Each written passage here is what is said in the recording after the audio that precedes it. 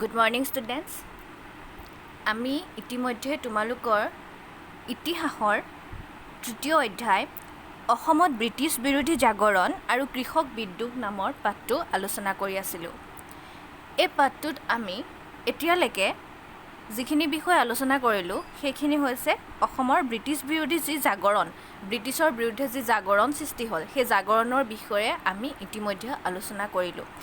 আৰু আজি আমি কৃষকৰ যিখিনি বিদ্ৰোহ জাগৰণটো সৃষ্টি হ'ল আৰু তাৰ পাছত আমাৰ অসমৰ কৃষকখিনিয়ে কেনেদৰে বিদ্ৰোহ কিছুমান আৰম্ভ কৰিছিলে সেই বিষয়ে আজি আমি আলোচনা কৰিম দেই।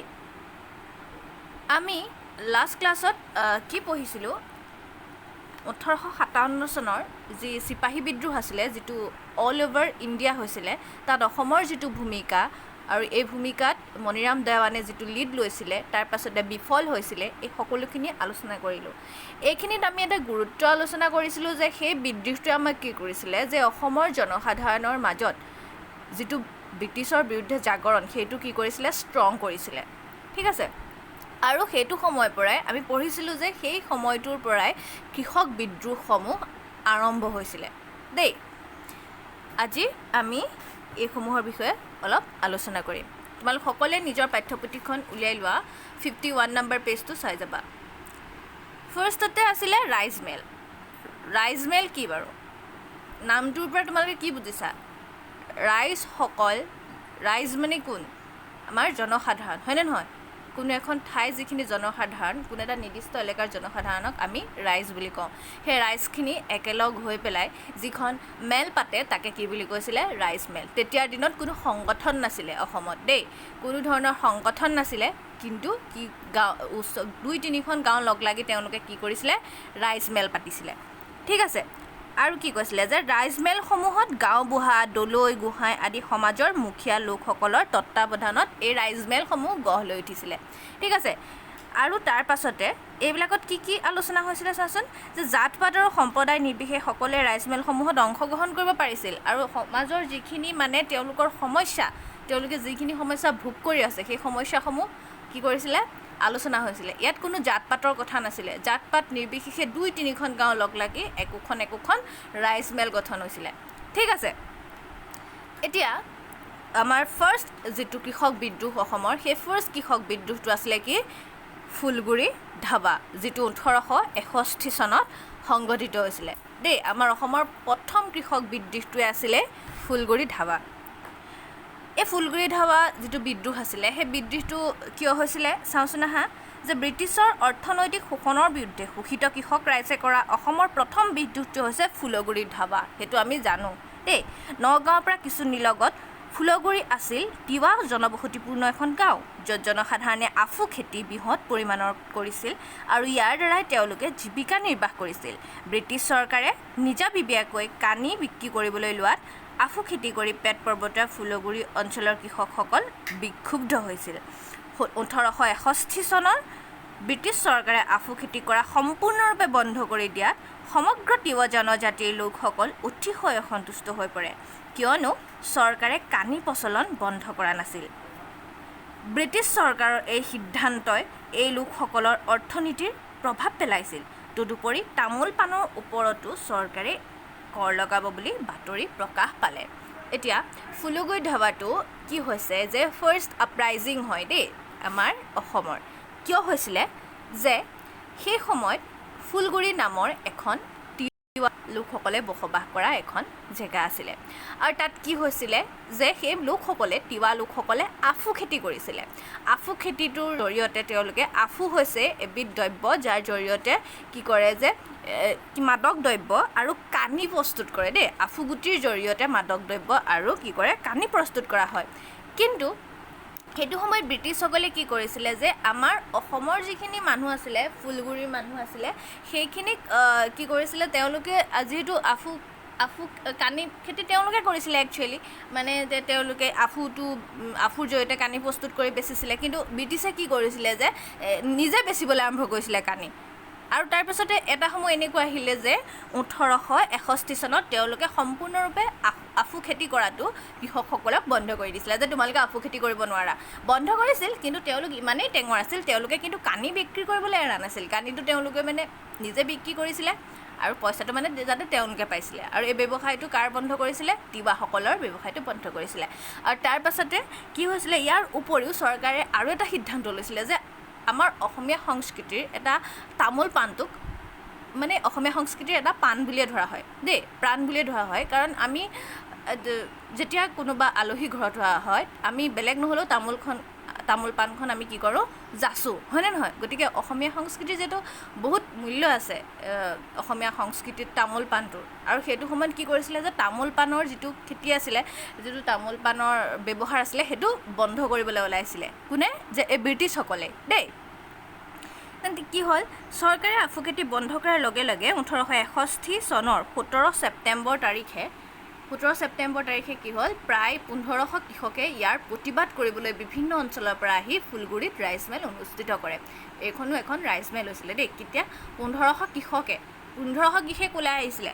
যেতিয়া ভাবাচোন কিমান ওলাই আহিছিলে, 1500 কৃষক ওলাই আহি বিভিন্ন অঞ্চলৰ পৰা আহিছিলে আৰু ফুলগুৰিত ৰাইচ মিল অনুষ্ঠিত কৰে। মেলত কৃষকসকলে আফু খেতি বন্ধ কৰাৰ নিৰ্দেশ বাতিল কৰিবলৈ আৰু পাণ তামোলৰ ওপৰত যাতে কোনো কৰ নলগায় সেই কথা উপায়ুক্তক জনোৱাৰ সিদ্ধান্ত গ্ৰহণ কৰে। তেওঁলোকে সেইটো সময়ত ভাবিলে যে আমি আফু খেতিটো বন্ধ কৰিবলৈ নিদিওঁ আৰু তামোল পাণৰ ওপৰত কৰ লগোৱাৰ যিটো তেওঁলোকে আয়োজন কৰিছে সেইটো আমি নলগাবৰ কাৰণে আমি উপায়ুক্তৰ ওচৰত গৈ কি কৰোঁ? অনুৰোধ কৰোঁ। সেইটো সিদ্ধান্ত ৰাইজসকলে ল'লে।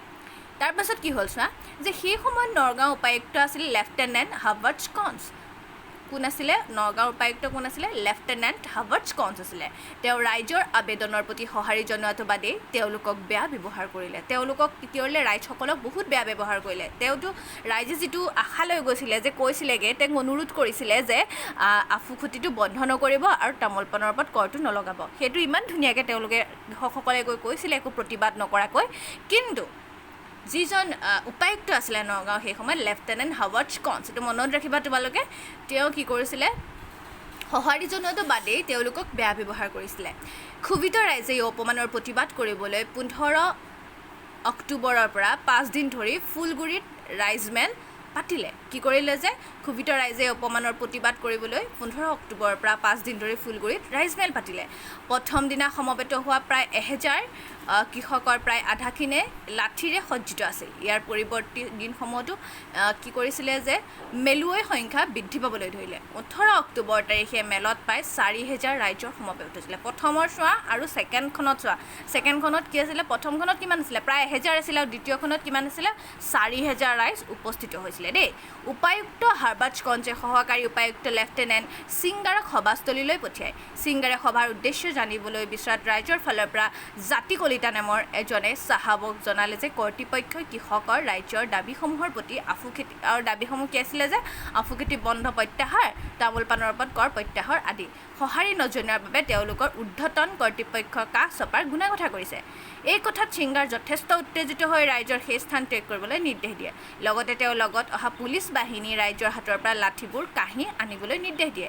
লাঠিৰ বাবে টনা আজোৰা হৈ থাকোঁতে ৰাইজৰ মাজৰে এজন কৃষকে সিংগাৰৰ মূৰত লাঠিৰে কোবাই মাটিত বগৰাই দিয়ে।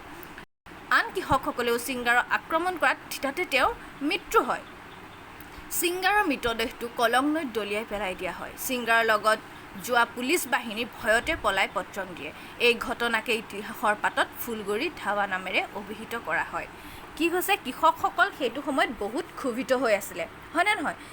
তেওঁলোকে এটা আবেদন লৈ গৈছিলে যিহেতু, আৰু তেওঁলোকক ওলোটাই পেলাই কি কৰা হয়? তেওঁলোকক দাবী দিয়া হয়, ধমকি দিয়া হয়, তেওঁলোকক খেদি পঠিওৱা হয়। তেওঁলোকৰো তেতিয়া সেইটো সময়ত খং উঠে। খং উঠি তেওঁলোকে কি কৰে? সিংগাৰক এজন কৃষকে কি কৰে? সেইটো সময়তে মাৰে, হয়নে নহয়? আৰু লগতে মাৰি পেলাই তেওঁক একেবাৰে মাৰপিট কৰি যেতিয়া তেওঁক মাৰি পেলোৱা হয়, যাতে কৃষক টনা আজোৰা হয় ন, সেইটো সময়ত পুলিচক কয় যে তোমালোকে এওঁলোকৰ যিখিনি লাঠি লৈ আহিছে সেইখিনি কাঢ়ি লোৱা। আৰু পুলিচে সেই নিৰ্দেশটো মানিব যাওঁতে টনা আজোৰাৰ মাজতে কি হয় যে ইজনে সিজনক মাৰে আৰু সিংগাৰৰ সেইটো সময়তে মাৰ খাই মৃত্যু হয়। আৰু সেই তেওঁ যিটো মৃতদেহ সেইটো কলং নৈত দলিয়াই পেলাই দিয়া হয়। আৰু সিংগাৰৰ লগত যোৱা পুলিচৰ বাহিনীটো সেইটো কাৰণে ভয়তে সেই সময়তে পলাই পত্ৰং দিয়ে। আৰু এই ঘটনাকে ইতিহাসৰ পাতত ফুলগুৰি ধাবা নামেৰে অভিহিত কৰা হয়। ঠিক আছে। এই ঘটনাৰ পিছত বহুতো কৃষকক কৰ্তৃপক্ষই লেফটেনেণ্ট সিংগাৰক হত্যাৰ অপৰাধত গ্ৰেপ্তাৰ কৰে আৰু তেওঁ যিটো অপৰাধ আছিলে যে সেই বহুতো কৃষকক গ্ৰেপ্তাৰ কৰিছিলে কি কাৰণে সেইটো সময়ত সিংগাৰক মাৰি পেলাইছিলে ন আৰু তেওঁক হত্যা কৰাৰ নামত বহুত কৃষকক সেইটো সময়ত গ্ৰেপ্তাৰ কৰিছিলে হেজাৰজনক ৰহা আৰু ফুলগুৰিৰ অস্থায়ী কাৰাগাৰত কেইবামাহ ধৰি আটক কৰি ৰাখে বিচাৰত লক্ষ্মণ ডেকা চাংবৰ লালুং ৰংবৰ ডেকাক নগাঁও জেলৰ মৃত্যুদণ্ডৰে দণ্ডিত কৰে গতিকে ফুলগুৰি ধাবাৰ তিনিজন মেইন মানে মানুহক তেওঁলোকক কি কৰিছিলে মৃত্যুদণ্ডৰে দণ্ডিত কৰিছিলে তেওঁলোক কোন আছিলে লক্ষ্মণ ডেকা চাংবৰ লালুং ৰংবৰ ডেকা দেই কিছু অভিযুক্ত কৃষকৰ দীৰ্ঘ সময়ৰ বাবে কলিয়াপানীলৈ প্ৰেৰণ কৰা হয় আৰু এই কলিয়াপানী যিখন জেল আছিলে সেইখন ক'ত আছিলে জানানে সেইটো সময়ত আন্দামান আৰু নিকোবৰ দ্বীপপুঞ্জত আছে আৰু এইখনলৈ তেওঁলোকক কি কৰা হৈছিলে পঠিয়াই দিয়া হৈছিলে দেই তাৰ পাছত আছিলে ইতিহাসত ফুলগুৰি ধাবাৰ গুৰুত্ব যদিও ব্ৰিটিছ কৰ্তৃপক্ষই ফুলগুৰি ধাবাক কানিখোৱাৰ খেতিয়ক চৰকাৰৰ আফু খেতি বন্ধকৰণৰ প্ৰতিবাদ কৰা এক সামান্য বিদ্ৰোহ বুলিহে অভিহিত কৰিছিল কিন্তু অসমৰ ইতিহাসত এই বিদ্ৰোহ এক সুদূৰ প্ৰসাৰী প্ৰভাৱ দেখা যায় প্ৰথমে ফুলগুৰি কৃষক বিদ্ৰোহ ঘাইকৈ লালুং মানে তিৱাসকলৰ কথা কৈছে দেই জনজাতি আৰু মাছমৰীয়া সম্প্ৰদায়ে আন্তৰিক যোগদান ইয়াৰ গণভিত্তিক প্ৰদান কৰে কৃষকসকলে অন্যান্য শ্ৰেণীৰ লোকৰ পৰাও সমৰ্থন আদান কৰিবলৈ সক্ষম হৈছিলে কিয়নো মাটিৰ খাজনা বৃদ্ধিৰ দ্বাৰা ক্ষতিগ্ৰস্ত হোৱা শিক্ষিত আৰু অধ্যৱন্ত অসমীয়া মধ্যবিত্ত শ্ৰেণীৰ ব্যৱসায়ী মৌজাদাৰ কিছুমান পৰোক্ষভাৱে হ'লেও বিদ্ৰোহীসকলক সহায় সমৰ্থন কৰিছিল যদিও কৃষক নাছিল তেওঁলোকে হ'লেও কিছুমান তেওঁলোকেওতো মানে বহুত কৰত পোট খাই আছিলে সেইটো সময়ত যিসকল ব্যৱসায় বা মধ্যৱন্ত মানে লোক আছিলে তেওঁলোকেও বিভিন্ন কাৰণত মানে কি কৰিছিলে কি হৈ আছিলে তেওঁলোকে খাজানা দিয়াৰ ক্ষেত্ৰত মানে কি হৈ আছিলে যে ক্ষতিগ্ৰস্ত হৈ আছিলে বহুত আৰু তেওঁলোকে ডাইৰেক্টলি নহ'লেও ইনডাইৰেক্টলি কৃষকসকলক ছাপোৰ্ট কৰিছিলে তদানীন্তন অসমৰ কমিশ্যনাৰ হপকিনছে স্বীকাৰ কৰিছিল যে তেজপুৰৰ দ্বিতীয় লাইট ইনফেণ্ট্ৰিৰ 50জন সৈন্য আৰু গুৱাহাটীৰ 80জন সৈন্য আনি বিদ্ৰোহটো দমন নকৰা হ'লে বিদ্ৰোহটো সম্প্ৰসাৰিত হৈ গৈ থাকিলহেঁতেন আৰু কি হৈছিলে যে যদিহে তেজপুৰৰ কি আছিলে লাইট ইনফেণ্ট্ৰিৰ 50জন সৈন্য আৰু 80জন গুৱাহাটীৰ পৰা আনি পেলাই বিদ্ৰোহটো দমন নকৰাহেঁতেন কি হ'লহেঁতেন এই বিদ্ৰোহটো এটা ভয়ানক ৰূপ ধাৰণ কৰিছিলে এইটো কোনে স্বীকাৰ কৰিছিলে যে সেই সময়ৰ কমিশ্যনাৰ হপকিনছে দেই সেই অৱস্থাত ইয়াত দমন কৰাটো কঠিন হ'লহেঁতেন সামগ্ৰিকভাৱে এই বিদ্ৰোহ সফল হৈছিল বুলিও ক'ব পাৰি কিয়নো বিদ্ৰোহৰ পিছত চৰকাৰ আৰু কেতিয়াও তামোল পাণ খেতিৰ ওপৰত কৰ বহোৱা নাছিল সেইটো সময়ত কি কৈছিলে চৰকাৰে কেতিয়াও তামোল পাণৰ ওপৰত কৰটো বহোৱা নাছিলে দ্বিতীয়তে ফুলগুৰি বিদ্ৰোহ ব্ৰিটিছ সাম্ৰাজ্যবাদৰ কবলৰ পৰা মুক্ত হোৱা সাধাৰণ জনগণৰ প্ৰয়াসৰ এক নিদৰ্শন আছিলে 1857 পৰা 58 চনৰ বিদ্ৰোহত অসমৰ আহোমৰ ৰাজতন্ত্ৰৰ অধীনত অভিজাত শ্ৰেণীৰ কিছু লোক যিসকলে ব্ৰিটিছৰ শাসনৰ অধীনত আগৰ সা-সুবিধাৰ বঞ্চিত হৈছিল তেওঁলোকেও বিদ্ৰোহত কি কৰিছিলে যোগদান কৰিছিলে মানে এই বিদ্ৰোহটোৱে জাষ্ট আমাৰ মনত যিটো ব্ৰিটিছ বিৰোধী জাগৰণ কৃষকসকলৰ মাজত সেইটো মানে যিখিনি আমাৰ থলুৱা লোক আছিলে তেওঁলোকৰ মাজত কি কৰিছিলে জাগৰণটো বেছিকৈ সৃষ্টি কৰিছিলে ষ্ট্ৰং কৰিছিলে ঠিক আছে তাৰ পাছতে আৰু আন বিদ্ৰোহসমূহ হ'বলৈ আৰম্ভ কৰিলে যেনে নামনি অসমৰ কৃষক বিদ্ৰোহ ৰঙিয়াৰ কৃষক বিদ্ৰোহ লাচিমাৰ কৃষক বিদ্ৰোহ জনজাতীয় বিদ্ৰোহ এইবোৰ তাৰ পাছত হ'বলৈ ধৰিলে এইখিনিৰ বিষয়ে আমি নেক্সট ক্লাছত আৰম্ভ কৰিম ঠিক আছে আজিলৈ ইমানেই থেংক ইউ